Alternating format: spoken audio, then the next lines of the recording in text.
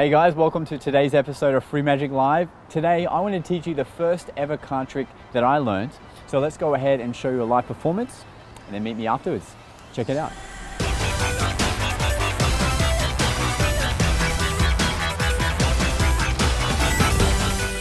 This is the first trick I ever learned, okay? How old are you guys? 11, 12. Okay, cool. So when I was around your age, this is like the first thing I ever learned. So try this. Just Caprice, just grab like a few cards and just flip the pack over. Like that? Yeah, like that, yeah.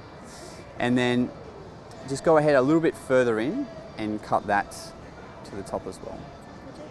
Yep, perfect. So now that should have cut you to exactly one card. So have a look at the card. You can remember that one? Yep. Maybe show the camera as well so the camera can see what it is. Okay, and we'll place it back. And can you shuffle the cards a little bit, just so I couldn't already know like where it was or something like that. Nicely done. Okay, now to make sure your card doesn't move, I'm going to go through them. I don't want you guys to give off any emotion when you see the card, but I want you to notice it. And I'm going to see if I can pick up on your body language of where maybe your card is, okay? So just look at the cards, but try not to give anything away. So I'll just go through them like this. Okay.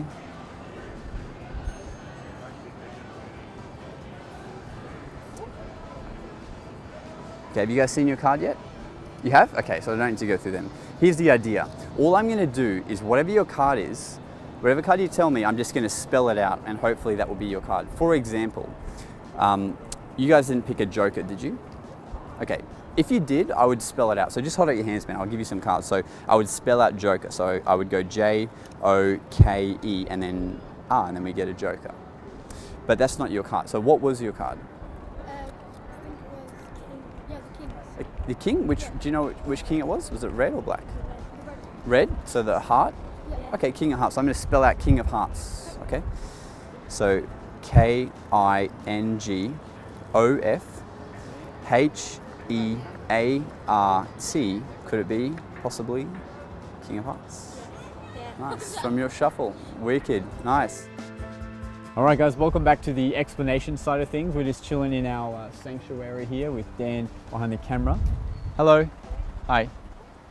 And I want to show you guys, I get asked a little bit when I'm out performing, like what's the first ever trick I learned? And it just so happened that it was a good one. So in that situation, it gives me a reason to perform this trick. So I don't use this trick usually in my professional sets, but I use it as a side thing when people ask me what's my favorite trick, because it's a good trick.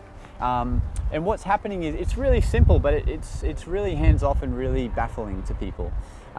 As you would have just seen in the video. So what's happening is you need to know what card they've picked. Now, when I first ever learnt this, what I did was I think it's called the cut force or something like that, where you know what the card is on top. You ask them to cut the deck anywhere. So you would have their cards on the table. You would ask them to cut anywhere, and then you would, the cross force I think it's called. And you would then go like this, and you would say, oh, that's about halfway. Okay, take that card, and it would be the card that was on top. So that's what I would do. But today I thought I would change it up a little, and we've taught a few different controls lately, so I thought I'd use one of them. So you can actually do the deeper and deeper force, where you know the top card. They cut into the pack, turn it over, cut deeper, turn it over, and then take the first card, and that's it. But basically, you just need to know what the top card is. You know, you could also do the dribble force. Essentially, just know what card they've picked. Then you make it really fair. You give them the cards. You get them to shuffle it. So for now, the Jack of Diamonds will be our card. Okay, Jack of Diamonds goes in the deck. They shuffle it and give it back to you. And now what you're going to do is you're going to look through the cards so that you can spell out the Jack of Diamonds when you see it. But you don't want them to know that's what you're doing. So what you say is, just to make sure your card's still in there, and so I can try and pick up on your body language of what card you picked, I'm going to go through them, but don't give anything away. And that way it seems, like it's all on them and not you. Now what happens is, so you can see, I'll just turn this way. Dan, is that all right? Okay, so what I would do now is I would take the deck back, I would spread through, and what I'm doing is I'm looking for the Jack of Diamonds. So I'm going to spread through, and it's important to keep the same spreading speed. If I get to the Jack and then I stop and go really slow, it's going to look awkward. So you go through, I'm looking through, I see the Jack. Now don't do this, don't stop, but so I can show you. In your head, you just have to start spelling out this card. So, and their card would be the first letter. So it'd be JACKOFDIAMONDS, okay? Now you have two options. If you have enough cards left over, you can then spell the next card, which would be 10 of spades. Let me just see if there is enough. So TENOFSPADE. So there's one less. I would probably still do it and then add a card from the bottom. But all you have to do, once you've spelled out the card, just say to them, have you seen your card already? They'll say yes. And then you go, okay, cool. So we don't need to go through these. And then just put all these on the bottom. Okay. Now you're ready to spell out the Jack of Diamonds and it will end up being their card. So what you do then is you give them, you can either give the cards to one of the spectators and have them spell it out, or you can spell it out yourself. For now, I'll just spell it out on the table, which is what I used to do when I first learned this. So they would tell me their card, Jack of Diamonds, and I would spell it out. JACKOFDIAMOND, build it up, and then bang, Jack of Diamonds. Now there's, you might have a few questions in your head when you first start practicing this. Like one of them is, what happens if there's not enough cards left over to spell out the card? So if it's, if the Jack of Diamonds was right near the top, very simple. If that happens, I spread, I see the Jack, I know there's not enough, I try and spell it JACKOFDI. All I would do is go, did you see your card? And they go, yes. I go, I didn't pick up anything.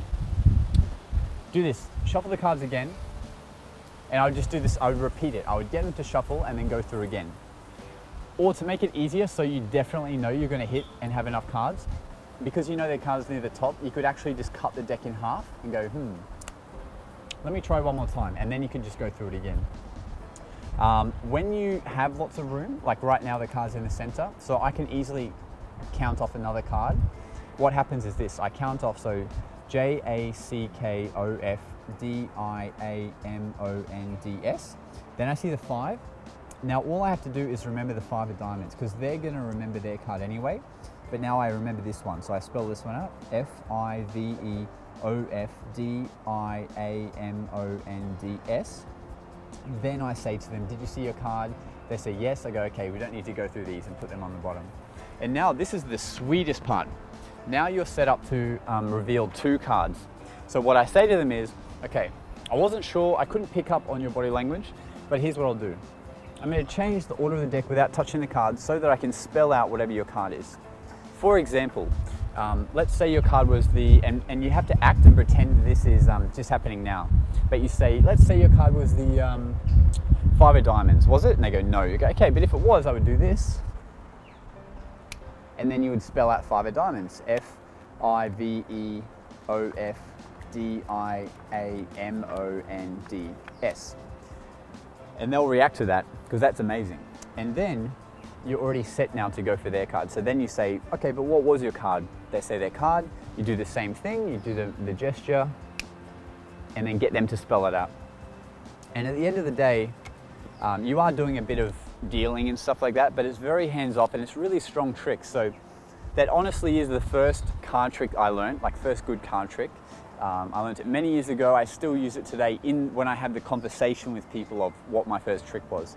So give it the time it deserves, because it seems like a really easy trick, because it is, but make sure you practice it so you can really smoothly count what their card is as you're going through, so you keep the same pace. And then you'll have good times with this trick. Gonna have any headphones on you at all? Like,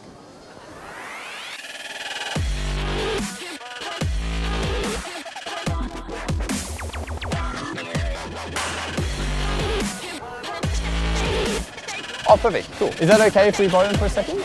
Okay. He actually did it. Brilliant. He wasn't really meant to cut them. Oh, really? Go ahead. Yeah, go for it. Yeah. On the count of 3.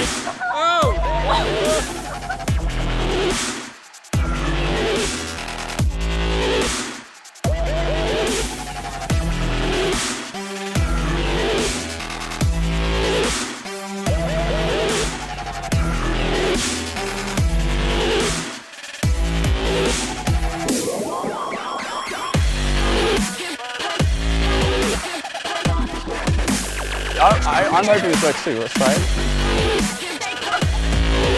There we go.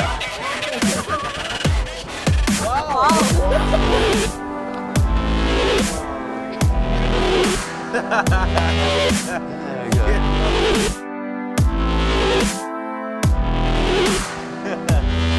Check it out, man. Check it out.